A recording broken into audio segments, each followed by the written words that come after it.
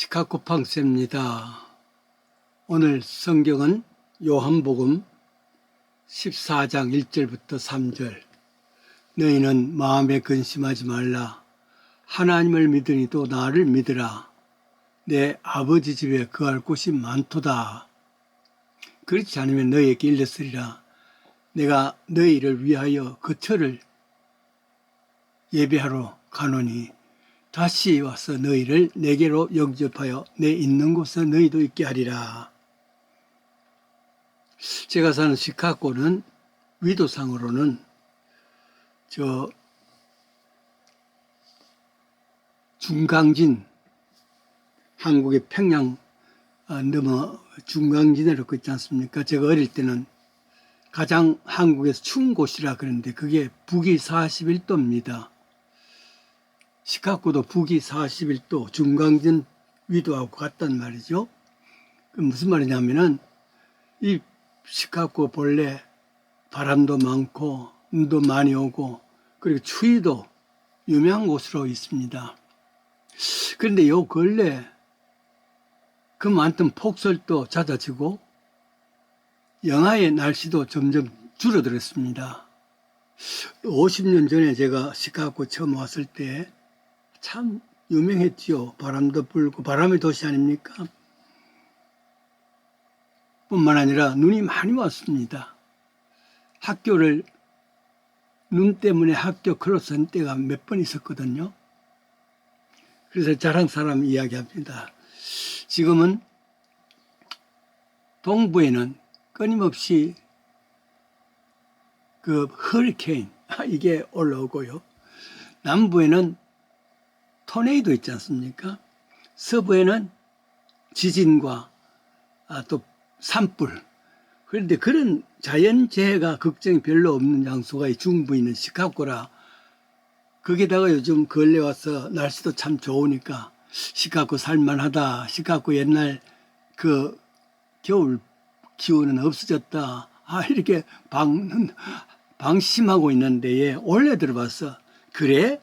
진짜 시카고 맛 좀 봐 하고는 얼마나 추웠는지요. 눈도 계속 오고. 그래서 2026년이 그 혹독한 겨울을 보냈습니다. 보통 영하라는 것은 화씨인데 화씨 제로 그러면은 섭씨로는 영하 17도입니다. 그러니까 보통 영하로 내려가 있었거든요. 하루 종일 영하인 때도 있었습니다. 그렇게 추운 날씨였습니다. 아마도 한번 맛 좀 봐라 하고는 방심했던 우리 마음에 시카고가 이런 곳이다 하고 알려주는 곳이요. 네, 이놈 보자 그런 뜻입니다. 오늘 읽은 요한복음 14장입니다. 바로 전엔 요한복음 13장에는 어떤 게 있냐면은 세조식을 통해서 세족식 그러니까 마가의 다락방에서 세족식을 하고 6월절 만찬도 하고 그런 참 곳입니다. 그런데 예수님께서 하신 말씀이 내가 간다. 가서 자리를 준비했다가 다시 와서 너희들 데려간다. 꼭 이별하는 이야기를 하고 있지 않습니까? 거기다가 너희 중에 나를 팔리라 배신자가 생길 거다. 이런 이야기 하니까 뒤숭숭합니다. 그러니까 놀랍니다. 거기다가 나를 부인할 뿐만 아니라 3번씩이나 부인할 것이다 하는 이야기까지 했으니까요. 참 사람 제자들의 마음에 이별 혹은 우울함. 내가 반대했나? 내가 배반자인가? 이런 분위기로 말이죠. 그러면은 우리 스승 예수님께서 가신다는데 그럼 남은 우리는 못하냐? 이런 여러 가지 걱정과 심쓸 것 아니겠습니까? 이때 제자들을 다락방에 모여서 이때 제자는 11명 제자입니다. 가룟 유다는 예수님을 팔았으니까 돈 받으러 갔지요.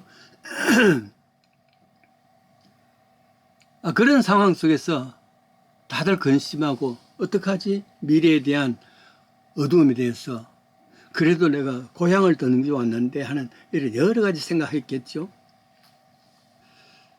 그때 하신 말씀이 요한복음 14장 1절에 나옵니다.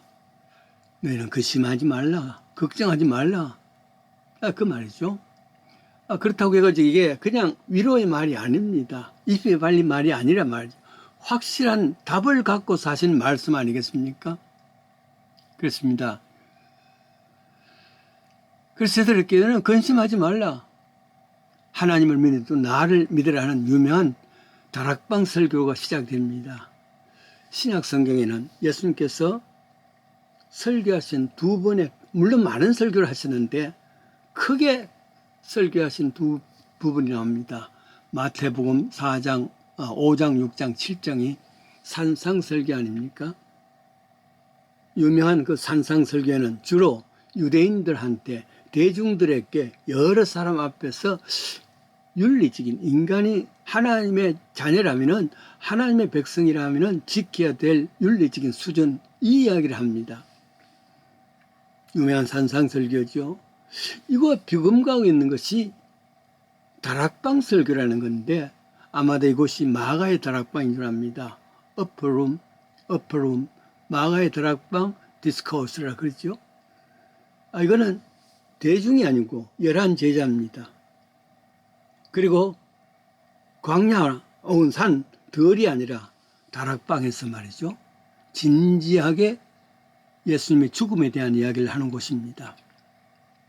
그렇게 비교가 되지요. 오늘 제자에게 하신 다락방 설교는 예수님 심히 걱정하고 있는 제자들에게 말한 그런 확실한 답을 가지시고 이야기하는 말씀입니다.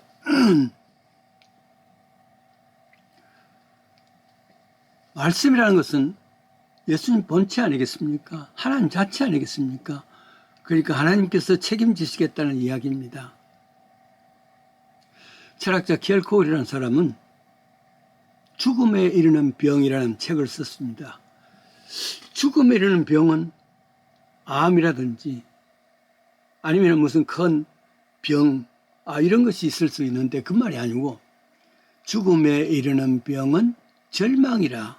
절망은 어디에서 오느냐? 근심 걱정하다가 아이고 큰 절망.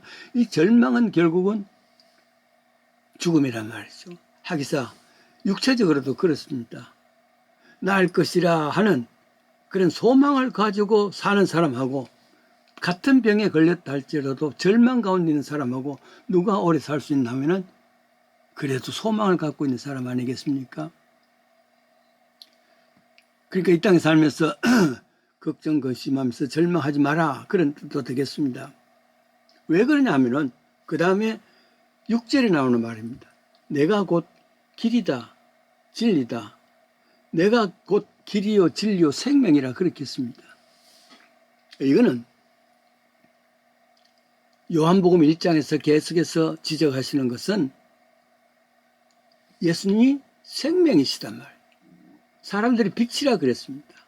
그 속에 생명이 있나니 이 생명은요 잠시 있다가 없어지는 그런 육신적인 생명이 아닙니다. 영원한 생명. 예수님 바로 영원한 생명이 있단 말이죠. 그런데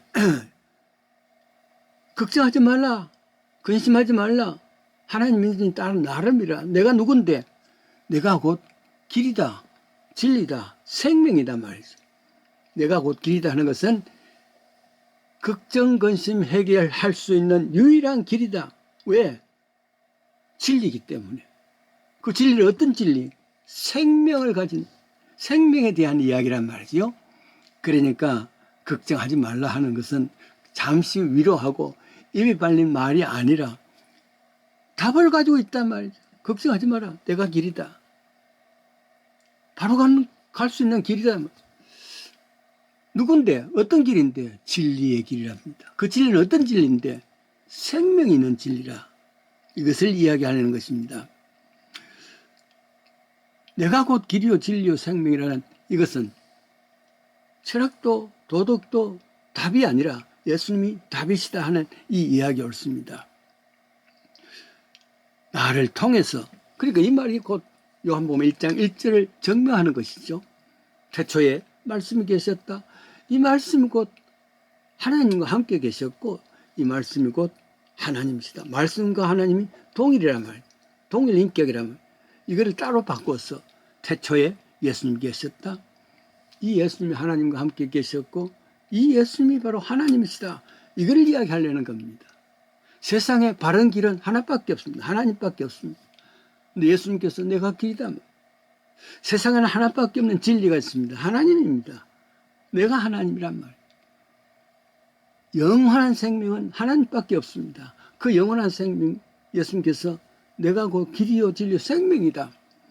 이 생명을 너에게 주는 것이니까 염려하지 말라. 걱정하지 말라.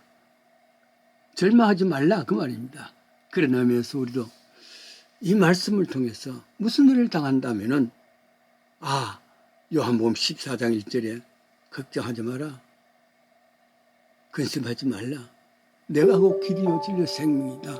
나만 따르라 하신 예수님 말씀을 믿고 다시 또 용기를 내서 살아가는 복된 삶이 되시기를 바랍니다.